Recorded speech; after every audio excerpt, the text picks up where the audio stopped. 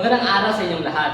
Ngayong araw ay may babahagi akong kwento. Bago yan, ay nagtatanong muna ako, sino sa inyo ang marunong manghula? O naranasan nyo na manghula ngunit alam nyo na pala ang mangyayari? Ganon kasi ang ginawa ng ating bida sa kwento ngayong araw na ito. Ang ating kwento ay pinangmatang Urak. Siyam na taong gulang na si Urak, subalit ayaw pa rin niyang pumasok sa paaralan. Isang araw ay napagpasyahan ng kanyang magulang na bibigyan siya ng regalo kung papasok siya sa paaralan. Pumayag naman si Urak. Ngunit, subalit tuwing pumupunta siya sa paaralan ay hindi siya pumapasok. Tumatambay lamang siya sa isang burol. At sa burol na iyon ay makikita ang buong nayon. Sa kanyang pag-uwi tuwing hapon, bago siya pumapasok sa kanilang bahay, ay umaakyat muna siya sa isang puno ng mangga sa gilid ng kanilang bahay. Dahil ang bubong ng kanilang kusina ay may butas, kaya nakikita niya kung ano ang niluluto ng kanyang nanay. Tinitingnan niya muna at inaalam ito bago siya papasok. Magandang hapon, Nay! 1, 2, 3. Karne ang niluluto ng nanay ko, sigaw ni Urak. Tuwang-tuwa ang kanyang nanay at galing-gali itong sinabi sa kanyang asawa. Mahal, ang galing ng anak natin. Sigurado akong pinag-usayan niya ang kanyang pag-aaral. Matalino ang anak natin kasi alam niya ang niluluto ko kahit hindi niya pa ito nakikita. Pagmamayabang ni Sandiara. Nagpatuloy ang ganong gawain ni Urak hanggang sa napaisip ang kanyang ina kung bakit laging ang niluto niyang ulam ang nahuhulaan ni Urak. Isang araw ay sinubukan ni Sandiara ang kanyang anak. Isang araw ay sinubukan niya ang kanyang anak. Maaga siyang nagluto. Itinago niya ang niluto niyang ulam sa ilalim ng kama ni Urak. Pagdating ng kanyang anak, magandang hapon, Nay, Tay. Nasa ilalim ng kama ko ang nilutong ulam ni Nanay. Tuwang-tuwa at nagulat si Sandiara at simula noon ay pinagmayabang na niya ang kanyang anak. Ibinalita niya sa kanyang mga kapitbahay kung gaano kahusay sa pag-aaral ang kanyang anak. At dahil din doon, inakala ng mga tao na may kapangyarihan si Urak.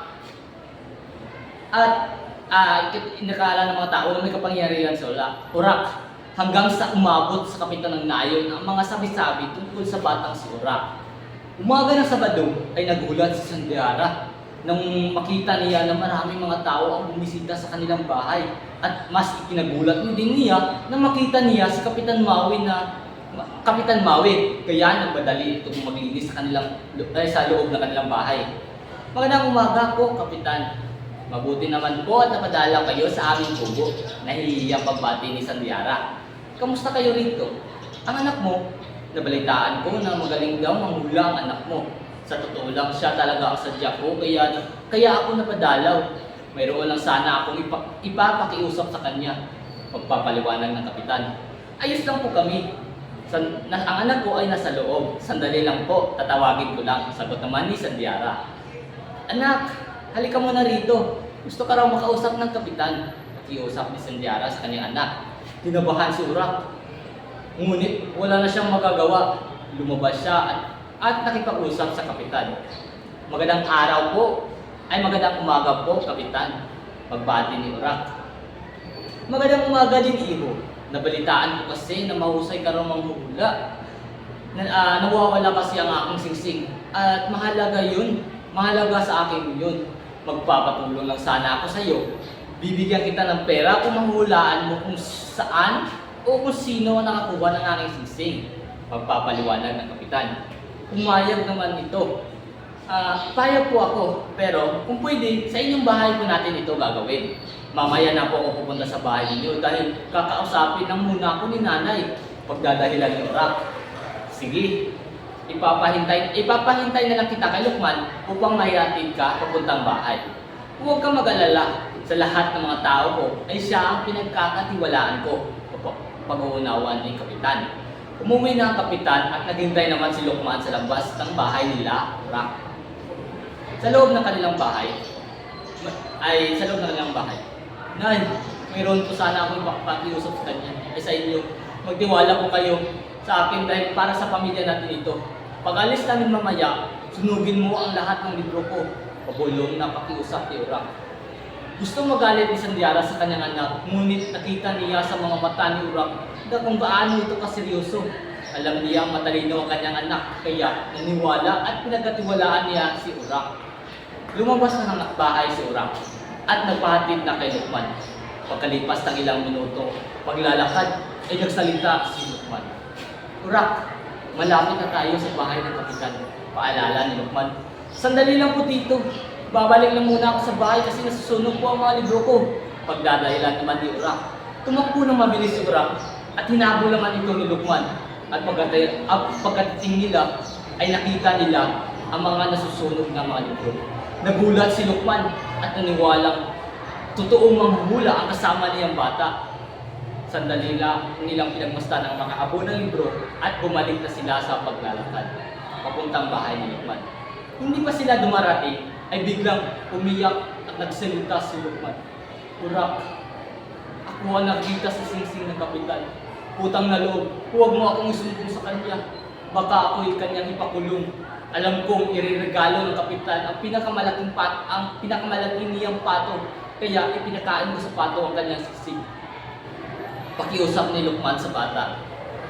Hindi na nagsalita si Urak at nagpatuloy na ito sa paglalakad papuntang bahay ni kapitan at naiwan naman si Lukman. Pagdating nila sa bahay, pinaupo siya at pinainom ng tubig. Kapitan, may mga pato po kayo? Tanong ni Urak. Oo, marami akong mga pato. Kung gusto mo ay bibigyan kita. Sagot naman ng kapitan sa bata. Gusto ko po yung pinakamalaking pato. At gusto ko po rin po sana kumuha kayo ng kutsilyo at pugutin niyo ang egg ng pato. Pagpilit na pagpautos ni Urak. Nagulat at napaisip si kapitan. Ngunit sinunod pa rin niya ang utos ng bata. Lumabas siya at inutos na hulihin ang pinakamalaking pato. Nang mahuli ang pato, ay hiniwa ang lieg ng pato at nasilayan ng kapitan ang pagkahulog ng kanyang singsing. Sa sobrang tuwa ng kapitan, ay niyakap niya si Urak at nagpasalamat. Halika iho, pumasok tayo sa loob. Ibibigay ko na sa iyo ang pera, alok ng kapitan. Nang makuha ni Urak ang kanyang gantimpala, ay nagpaalam na siya sa kapitan na kailangan niya umuwi. Pagkalabas niya ng bahay, ay muli siya tinawag ng kapitan. Urak, sandali lang. Halika mo na rito. Ibibigay ko sa iyo ang lahat ng ating kayamanan kung makakaya mo ang ipapagawa ko sa iyo. Alok ng kapitan. Nagustuhan naman ni Urak ang sinabi ng kapitan. Sige po, ano po ang gusto niyong gawin ko? Tanong ni Urak. Kung mababasa mo ang nakasulat sa papel na ito, ibibigay ko sa iyo ang lahat ng kayamanan ko. Pagsubok ng kapitan sa bata. Tinignan na ni Urak ang papel at hindi na siya nakapagsalita. At doon naman nagtatapos ang ating kwento. At sana ay marami kayong natutunan sa kwento natin ngayon sa araw na ito. Maraming salamat sa inyong pakikinig.